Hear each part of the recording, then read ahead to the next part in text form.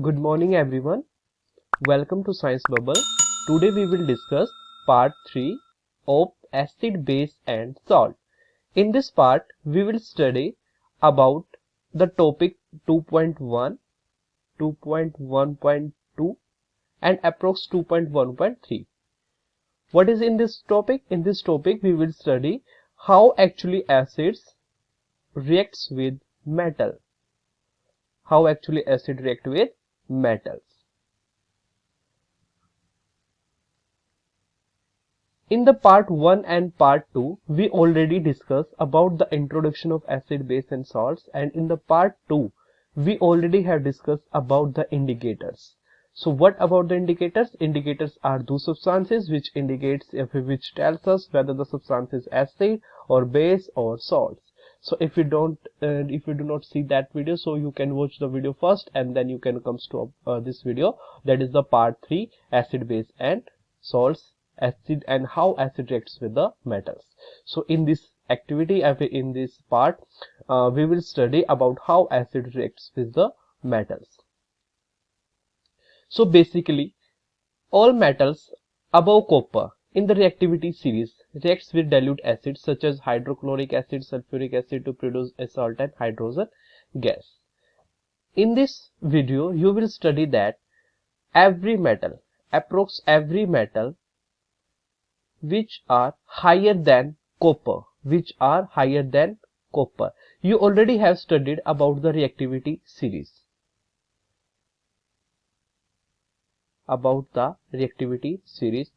The reactivity series is about, it's a series in which some metals are given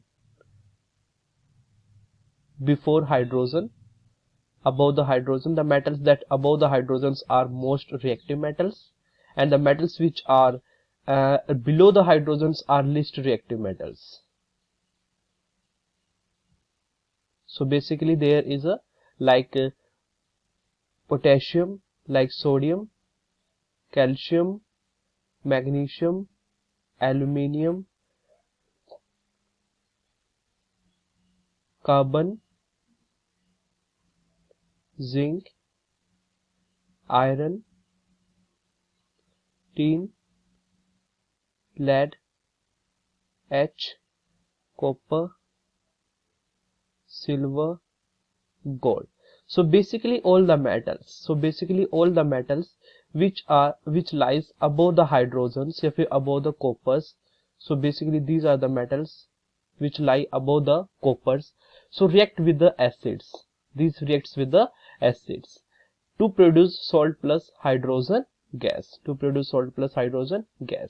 इस activity में simply कहा यह गया है कि कोई भी मेटल, चाहे वो कोई भी मेटल है, एक वो कॉपर से अबोव है, अगर रिएक्टिविटी सीरीज में अगर वो कॉपर से अबोव है तो वो जनरली क्या है, एसिड्स के साथ रिएक्शन करते हैं, डाइल्यूट एसिड के साथ रिएक्शन करते हैं और वो सोल्ट प्लस हाइड्रोजन गैस की फॉर्मेशन करते हैं. They form salts and hydrogen gas. तो हाइड्रोजन गैस तो वहां पे इवोल्यूशन होना ही होना है. तो all metal above copper in the reactivity series react with dilute acids such as hydrochloric acid and sulfuric acid to produce a salt and hydrogen gas. Let us study about the activity 2.1. In the activity 2.1, we have said that you have to set an apparatus like that in the figure 2.1, and you have to take zinc granules. You have to take zinc granules in the test tube. These are zinc granules. You take zinc granules in the test tube. And when you added dilute sulfuric acid like H2SO4 in the test tube, you observe that a gas is released. And this gas passes through the soap solution. And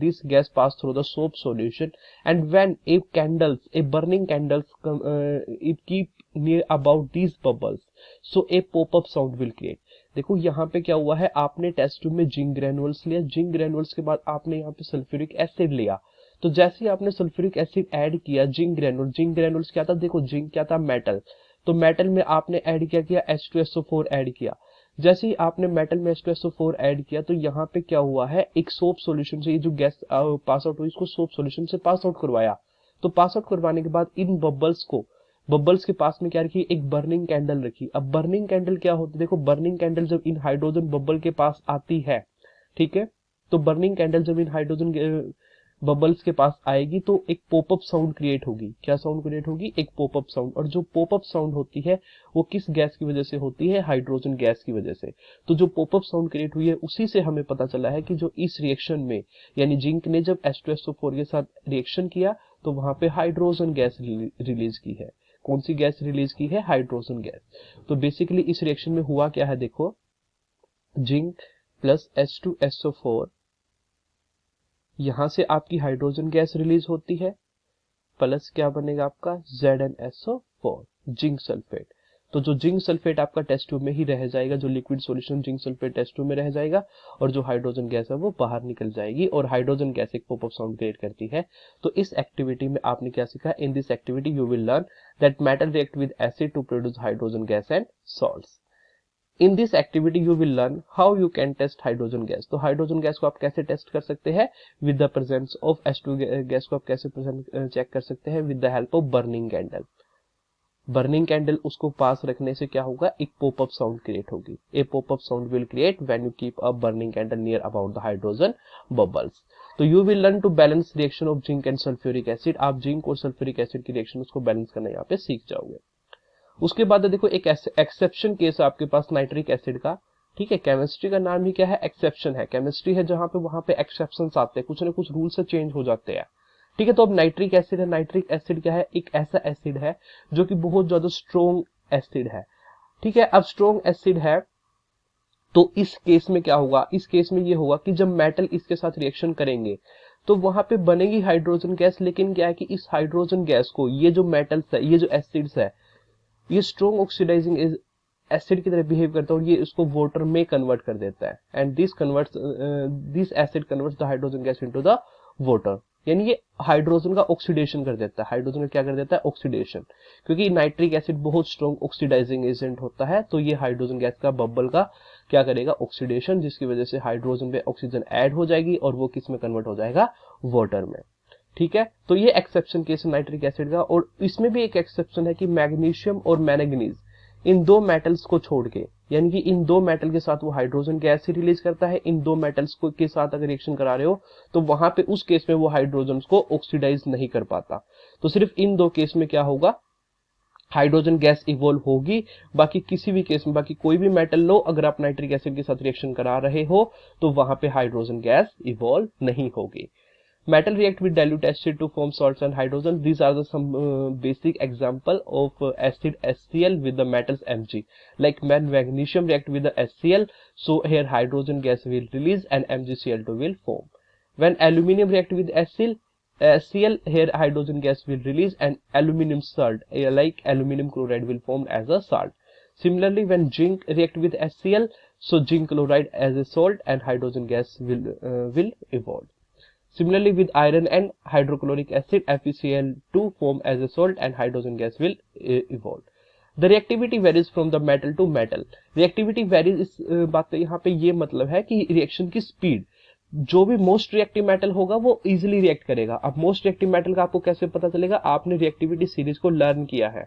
तो reactivity series को जब आपने learn किया तो उसमें आप देख लेना कि जो अपर वाले मेटल्स होते हैं वो ज्यादा रिएक्टिव होते हैं, जो लोअर्स वाले मेटल होते हैं वो लेस रिएक्टिव होते हैं। तो copper, silver and gold react with do not react with the dilute HCl। तो कॉपर और सिल्वर रिएक्ट नहीं करते, क्यों, क्योंकि ये रिएक्टिविटी सीरीज में बहुत ज्यादा नीचे लाई करते हैं, like copper and then silver and then gold, और इससे वो होता है हाइड्रोजन। तो ये जो होते हैं ये क्या कि एसिड के साथ रिएक्शन नहीं करते क्योंकि लिस्ट रिएक्टिव होते हैं। Hydrogen gas is not evolve when metal react with the nitric acid. देखो जब नाइट्रिक एसिड के साथ रिएक्शन करेगा तो हाइड्रोजन गैस वहां पे इवॉल्व नहीं होती, because it is a strong oxidizing agent and it oxidize the hydrogen produced to water। ये जो हाइड्रोजन बनी है उसको किस में कन्वर्ट कर देता है, वाटर में कन्वर्ट कर देता है, ठीक है। और NO2 नाइट्रोजन ऑक्साइड गैस बन जाती है, NO2। So do you know the nitric acid is an exception case, means it does not evolve hydrogen gas. This is the because nitric acid is strong oxidizing agent and it will oxidize hydrogen to the water. This is all about the how metal react with the acids. In activity 2.4 we will study about how base react with the metal. So this is the base and when base react with the metals, so here also the same condition, salt plus hydrogen gas will be evolved. This is the important reaction and you have to remember it. Place a few piece of granulated zinc metal in a test tube. आपने एक test tube ली आपने और उसमें आपने क्या लिया, metal लिया zinc. Add 2 ml of sodium hydroxide, आपने इसके अंदर 2 ml of NaOH ऐड किया,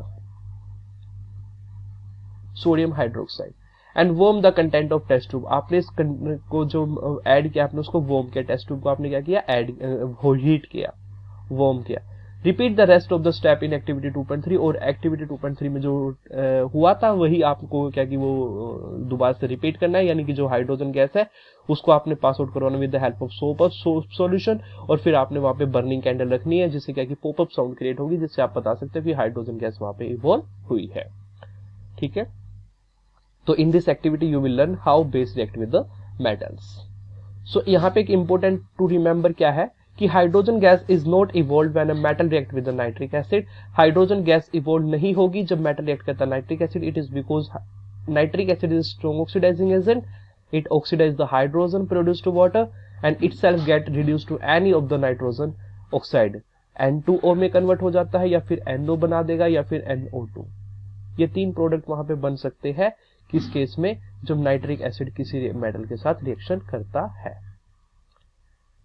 ठीक है, और मेनली वहां पे वाटर प्रोड्यूस होगा. But magnesium and magnesium react with very dilute HNO3 to evolve hydrogen gas. लेकिन जो Mg और Mn है ये 2 मेटल है जो रिएक्ट कर सकते हैं नाइट्रिक एसिड के साथ. ठीक है, so this is over about the how metal reacts with the acids and how base react with the acids या फिर मेटल्स. सो ये वीडियो क्या कि आपको अच्छी लगी होगी, आई होप.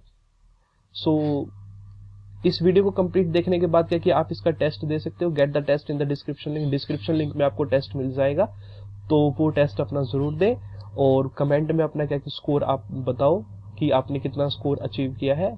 ठीक है, if you really like the video please comment and please like, subscribe and share with your friends who are already studying in the 10th class. And thank you channel Science Bubble. Thank you.